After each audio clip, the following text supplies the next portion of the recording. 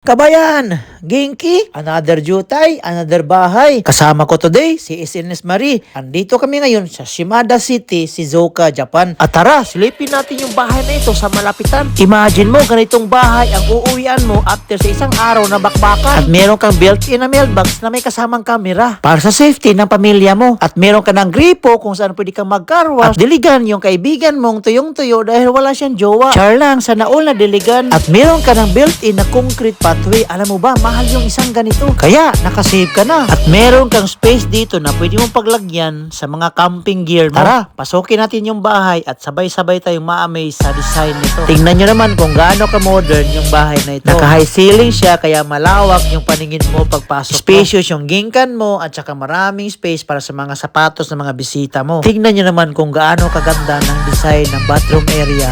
Malawak siya, vanity area at washing machine at saka may space pa na pwede mong paglagyan. First floor na toilet, naka-washlet yan. Dahil Pilipino tayo, alam ko, gusto nyo to. Yung malawak at spacious na living area. At tignan nyo naman yung disenyo ng kusina nila. Sobrang napaka-elegante. At meron ka ng automatic dishwasher. At meron kang exit dito kung saan pwede ka magtapon ng basura. At stante para sa mga garapon ni mama. Pwede patungan ng laptop at manood kung paano lutuin yung crispy pata. At space na pwede mong paglagyan ng mga walis tingting at walis tambo. After mo maglinis sa napakaganda at spacious na living area. At meron pang space dito na pwede mo gawing kwarto o di kaya pwede mo gawing extension ng sala mo. At tara, punta tayo sa second floor. Yung sa hagdanan palang swak na swak, pak na pak. At syempre, yung second floor na toilet, naka-washlet. At ito yung unang kwarto dito sa second floor. Laki yung space at yung bintana niya ay nakadesign talaga for privacy. At maganda yung view mo dito sa likod ng bahay. At meron kang walk-in closet. Sa laki nito ay talagang mapapa-walk-in ka sa loob. At dito mo maririnig yung sigaw ni mama na kain na. Another space naman dito sa second floor. At dito na naman tayo sa pangalawang kwarto. Ito na siguro yung master's bedroom. Meron kang walk-in closet na literal na talagang mag-walk-in ka sa lapad at laki nito. At may access ka dito sa balcony. Tara, puntahan naman natin yung pangatlong kwarto. Malawak yung kwarto at meron ng sariling walk-in closet. At sa lawak nito ay talagang mapapa-walk-in ka sa loob. At may bintana siya dito naka-design for safety. Tsaka meron kang access dito sa balcony. Pwede mo lagyan ng doyan.